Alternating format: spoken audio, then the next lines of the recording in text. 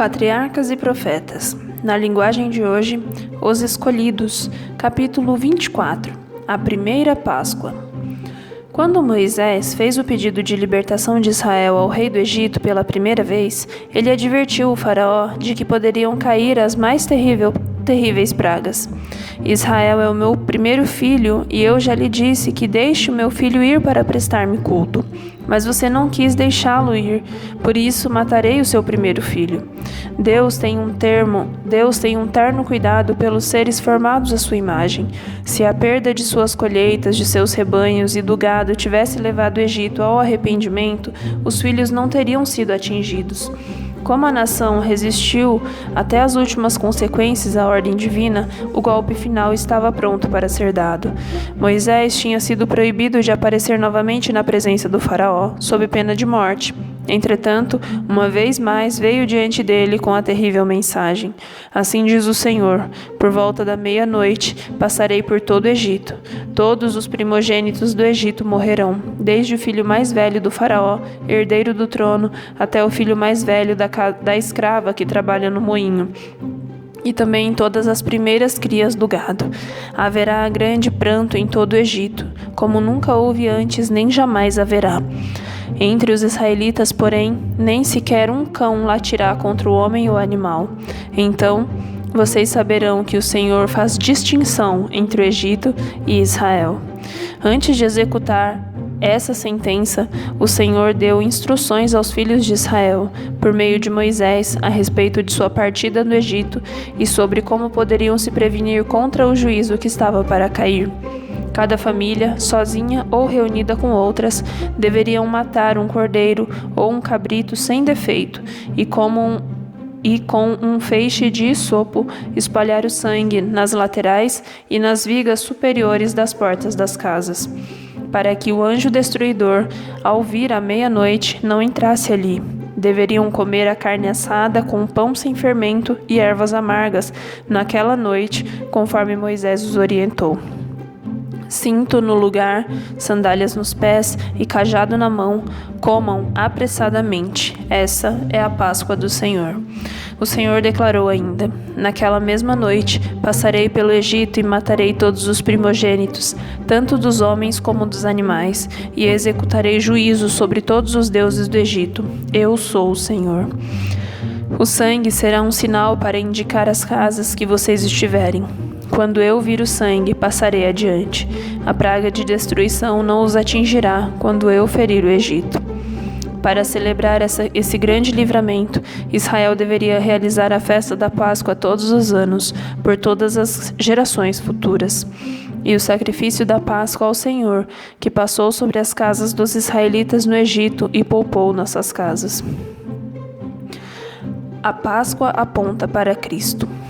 A Páscoa deveria ser um ato tanto comemorativo como simbólico, que apontava não somente para a libertação da escravidão do Egito, mas para o maior livramento que Cristo iria realizar no futuro, libertando seu povo do cativeiro do pecado.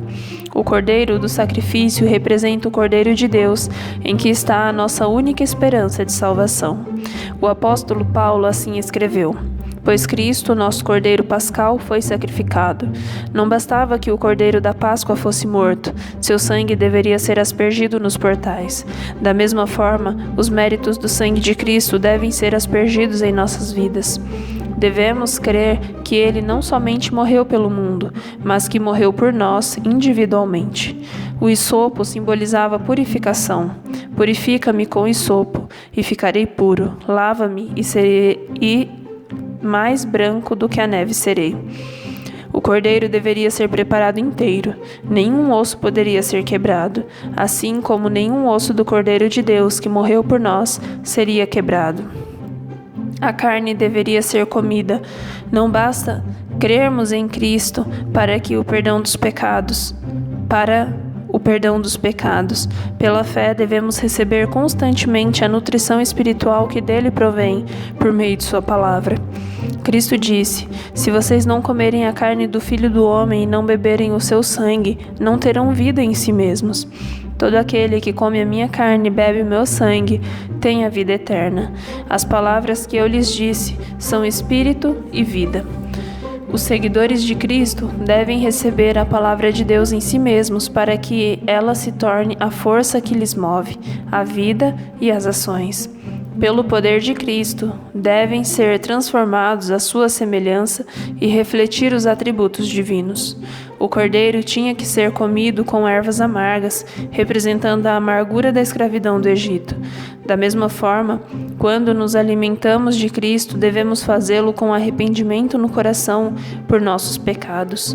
O pão não levedado, pão sem fermento, também tinha um significado. Todos os que recebem vida e nutrição em Cristo devem se afastar do fermento do pecado. Paulo assim escreveu à igreja de Corinto: livrem-se do fermento velho, para que sejam massa nova. Por isso, celebremos a festa não com o fermento velho, nem com o fermento de maldade e da perversidade, mas com os pães sem fermento, os pães da sinceridade e da verdade. Aqueles que conseguirem a liberdade, os escravos precisam demonstrar sua fé no grande livramento. Deveriam colocar o sangue em suas casas e separar-se dos egípcios, cada um com sua própria família, e ficar reunidos dentro de suas casas. Todos os que deixassem de seguir as instruções do Senhor perderiam seu primogênito pela mão do destruidor. Como a fé deve ser demonstrada? O povo precisa dar prova de sua fé por meio da obediência. Assim, todos aqueles que esperam ser salvos pelo sangue de Cristo também devem compreender que têm algo a fazer para alcançar a salvação. Necessitamos nos desviar do pecado para a obediência. Somos salvos pela fé e não pelas obras. Porém, nossa fé deve ser demonstrada por meio das obras. Devemos apreciar e utilizar toda a ajuda que Deus proveu para nós. Precisamos crer e obedecer a todas as reivindicações divinas. Quando Moisés transmitiu a Israel as providências tomadas por Deus para sua libertação, o povo curvou-se em adoração. Muitos dos egípcios foram levados a reconhecer o Deus dos hebreus como o único Deus verdadeiro, e estes pediram para se abrigar nos lares de Israel quando o anjo destruidor passasse por sua terra. Eles foram alegremente recebidos e se comprometeram a servir a Deus e a sair do Egito com seu povo. Os israelitas obedeceram às instruções dadas por Deus. Suas famílias foram reunidas, o cordeiro pascal foi morto, a carne foi assada ao fogo e foram também preparados os pães e as ervas amargas. O pai e sacerdote da casa aspergiu o sangue nos portais. Depressa e em silêncio, o povo comeu o cordeiro pascal. Pais e mães tomaram nos braços seus amados primogênitos ao pensarem no golpe terrível que estava para se desencadear naquela noite. A marca do sangue, o sinal da proteção do Salvador, estava em suas portas e o destruidor não entrou. À meia-noite, houve grande pranto no Egito, pois não havia casa que não tivesse um morto. Todo o primogênito daquela terra, desde o filho mais velho do faraó, herdeiro do trono, até o filho mais velho do prisioneiro que estava no calabouço, e também todas as primeiras crias do gado, tinham sido atingidos. O orgulho de cada casa tinha sido derrubado. Gritos e choro enchiam o ar. O rei e seus oficiais estavam apavorados diante de tanto terror.